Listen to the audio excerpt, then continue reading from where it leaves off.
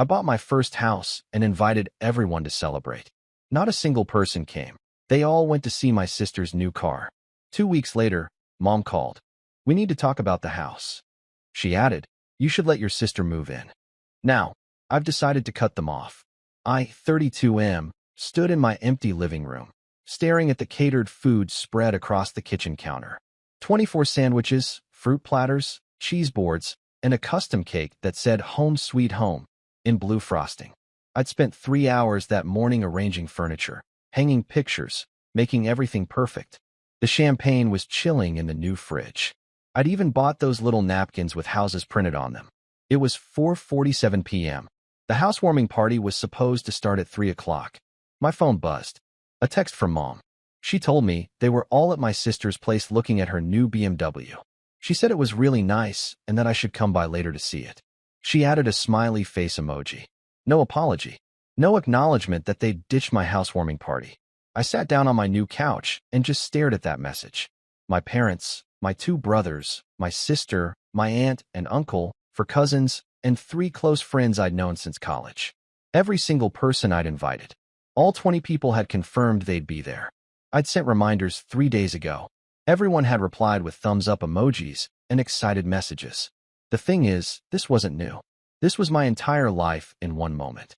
Growing up, I was the middle child who never caused problems. My older brother had behavioral issues that required constant attention. My younger sister was the baby, the princess who could do no wrong. I learned early to be self-sufficient because asking for help meant being told to wait, and waiting meant being forgotten. When I graduated high school with honors, the family dinner was rescheduled because my sister had a dance recital. When I graduated college with a degree in civil engineering, my brother announced his engagement the same week, and that became the only topic of conversation. When I got my first promotion, my sister got dumped by her boyfriend and needed Mom and Dad for emotional support. I stopped expecting things. I stopped asking for things. I just worked hard, saved money, and built my life quietly. Buying this house was the biggest accomplishment of my life. I'd saved for 7 years, working extra projects, living in a studio apartment with furniture from Craigslist, packing lunches every single day. I'd finally done it. 3 bedrooms, 2 bathrooms, a backyard, a garage. In this market, at my age, completely on my own. I was so proud I could barely sleep the night I got the keys. I wanted to share that pride with my family. I wanted them to see what I'd built. I wanted one moment where I was the center of attention for the right reasons. Instead, I was sitting alone with enough food for 30 people. I didn't go to see the car. I put the food in containers, stored the champagne, and spent the evening unpacking boxes in silence. That night, my sister called. She asked if I was mad. I told her I'd thrown a housewarming party that nobody came to. She laughed and said I was being dramatic. She reminded me that her car was a really big deal because she'd been wanting a luxury vehicle for years. She said I could have a housewarming party anytime, but she only buys a new car once every few years. She told me to stop being selfish and be happy for her. I hung up without responding. The next 2 weeks were quiet. Nobody called to apologize. Nobody asked to see the house. My parents posted pictures on social media of them with my sister and her BMW. Lots of heart emojis and comments about how proud they were. I didn't receive a single message asking how the move was going. Then Mom called. She started with small talk, asking about work and if I'd settled in okay. I gave brief answers. Then she said she needed to talk to me about the house. Her tone shifted to that serious, maternal voice she used when she wanted something. She explained that my sister was having financial troubles. Apparently, the BMW payments were higher than expected, and her apartment rent had just increased. She was struggling to make ends meet. Mom said it would really help the family out if my sister could move into my house for a while, just temporarily, until she got back on her feet. Maybe 6 months, maybe a year. I asked if she was serious. Mom said I had all that extra space, and family helps family. She reminded me that they'd helped me over the years, though she couldn't provide specific examples when I pressed her. She said my sister was going through a hard time and needed support. She told me I was being selfish if I said no. I asked Mom if she remembered my housewarming party. She got quiet. Then she said that wasn't fair to bring up, that my sister's car was exciting and these things happen. She told me I needed to let that go and focus on what mattered now. I told her no. I said the house was mine. I'd worked hard for it. and my sister could solve her own financial problems. Maybe by returning the car she couldn't afford. Mom's voice went cold. She said I was being cruel and petty. She said she didn't raise me to be this way. She told me I'd regret this decision when I was older and realized family was all that mattered. I told her that family should have shown up to my housewarming party. Then I hung up. Dad called 10 minutes later. He was angry. He told me Mom was crying because of how I'd spoken to her. He said I was acting like a spoiled child and needed to grow up. He demanded I apologize and reconsider letting my sister stay with me. I asked him why he didn't come to my party. He said he didn't have time for my guilt trips. He said the party wasn't a big deal and I needed to stop holding grudges. He told me that if I didn't help my sister, I'd be proving that I wasn't really part of this family. Something in me just broke. Not dramatically, just quietly, like a thread snapping. I told Dad I was done. I said I'd spent 32 years being invisible and I wasn't doing it anymore. I told him they could all enjoy each other's company without me. Then I blocked his number. I blocked all of them. Mom, Dad, both brothers, my sister, the aunts and uncles, the cousins. Every single person who'd skipped my party to look at a car. I blocked them on my phone, on social media, everywhere. The messages came through email after that. My sister sent a long message calling me pathetic and saying I was throwing a tantrum over nothing. She said I'd always been jealous of her, and this proved it. Mom sent multiple emails begging me to reconsider, saying I was tearing the family apart. Dad sent one line telling me I was no longer welcome at family events. I deleted them all without responding. My older brother's wife, who I'd always gotten along with, managed to reach me through LinkedIn of all places. She sent a kind message saying she understood why I was hurt, but family was complicated and maybe I should take some time to cool off before making permanent decisions. I appreciated the gesture, but I told her my decision was already made. The first month was hard. I'd conditioned myself for 32 years to accept the crumbs, to be grateful for the minimal attention, to understand that I wasn't the priority. Breaking that conditioning felt like withdrawing from a drug.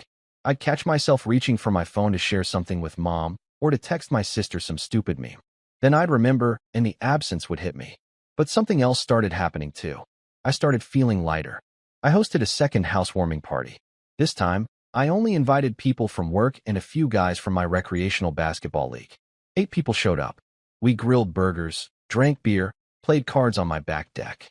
It wasn't fancy, but everyone who said they'd come actually came. One guy brought his wife and kids, and they ran around my backyard playing tag. As I watched them, I realized I'd spent more quality time with these relative strangers in one afternoon than I'd had with my family in years. Work became more fulfilling. I'd always held back from company social events because family obligations came first. Now I went to happy hours, joined the company softball team, attended the annual charity fundraiser. I made real friends. People who called to check in. People who remembered my birthday without Facebook reminding them. 3 months after I cut them off, my sister's number appeared on my blocked calls list 17 times in one day. Then Mom's number. Then Dad's. I didn't unblock them. My brother's wife sent another LinkedIn message. She told me my sister had been evicted and had moved back in with our parents.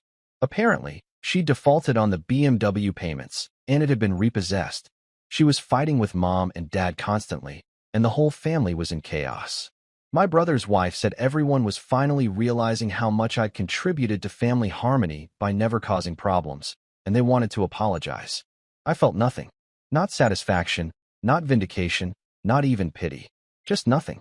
I responded and told her I appreciated the update, but wasn't interested in reconciliation. I said I'd built a good life, and I was happy. I wished them all well, but asked her not to contact me again about family matters. She respected that. I haven't heard from her since. Update 1. It's been 8 months since I cut off my family. I'm writing this update because some things have happened that I wanted to document, and because I've been getting messages asking how I'm doing. Life has been remarkably peaceful. I've learned to cook properly instead of just surviving on basics. My house feels like a home now. I adopted a dog from the shelter, a 3-year-old mixed breed who'd been overlooked because he wasn't a puppy. He sleeps at the foot of my bed and greets me every day like I'm the most important person in the world. I named him after my favorite basketball player, and he's the best decision I've made in years. I started dating someone I met at a work conference. She's a structural engineer from 2 states over. We're taking things slow, but she's coming to visit next month, and I'm genuinely excited. I told her about my family situation on our third date, expecting it to be a red flag. Instead, she shared that she'd cut off her alcoholic father 5 years ago and understood completely. But the main reason I'm updating is because my parents showed up at my house 3 weeks ago. I was washing my car in the driveway on a Saturday morning when their vehicle pulled up.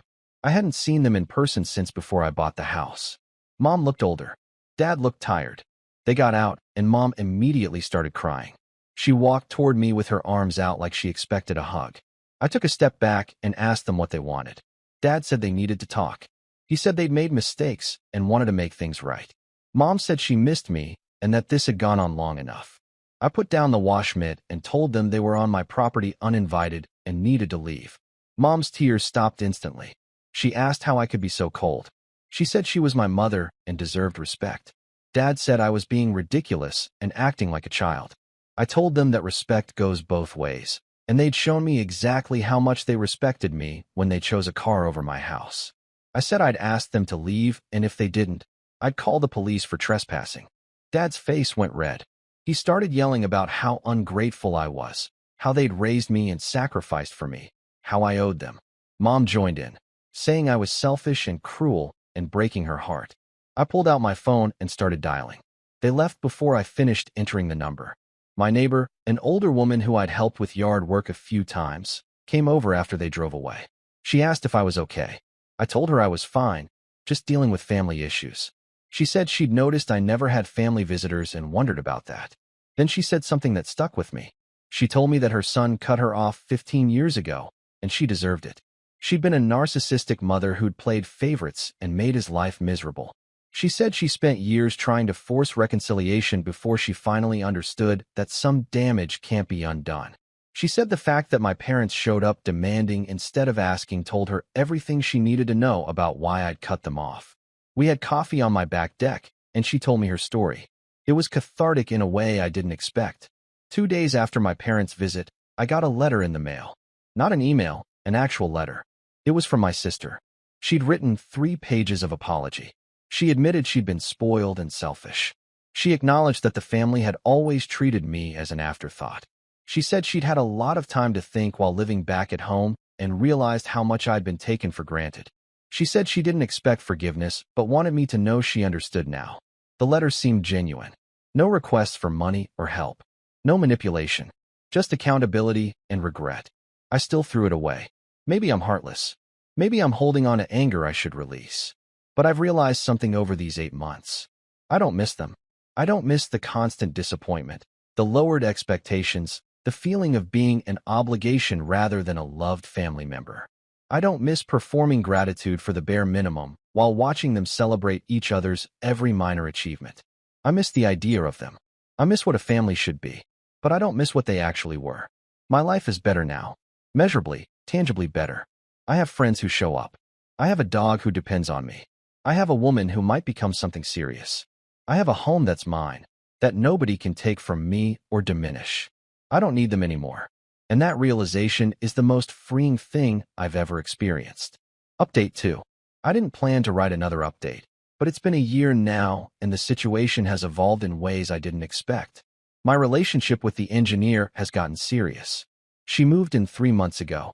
My dog loves her, and watching them together makes me understand what healthy love looks like. She's met my work friends, my neighbors, the guys from basketball. She fits into my life seamlessly because my life has space for her. Last month, I got a call from the hospital. My brother's wife used me as an emergency contact years ago and apparently never updated it. My older brother had a heart attack. He survived, but it was serious. I sat with that information for a long time. I thought about going to the hospital. I thought about reaching out. But then I realized something. The only reason I was considering it was guilt.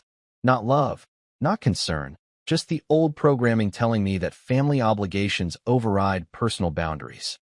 I didn't go. Instead, I sent flowers to his room with a card that said I hoped he recovered fully. I had the hospital remove me as an emergency contact. That was the extent of my involvement. My girlfriend asked if I regretted it. I told her honestly that I didn't. She held my hand and said she was proud of me. 2 weeks after that, Mom found my girlfriend's Instagram. She sent her a long message about what a terrible person I was, how I'd abandoned my family, how I'd refused to visit my brother in the hospital. She asked my girlfriend to convince me to come home. My girlfriend screenshot the message and sent it to me with the caption, "Your mom is insane." Then she blocked her. That night, lying in bed, she asked me if I ever worried I'd made the wrong choice. I told her no. I said that every time my family proved who they were, I became more certain I'd made the right decision. She asked what I'd do if one of them died.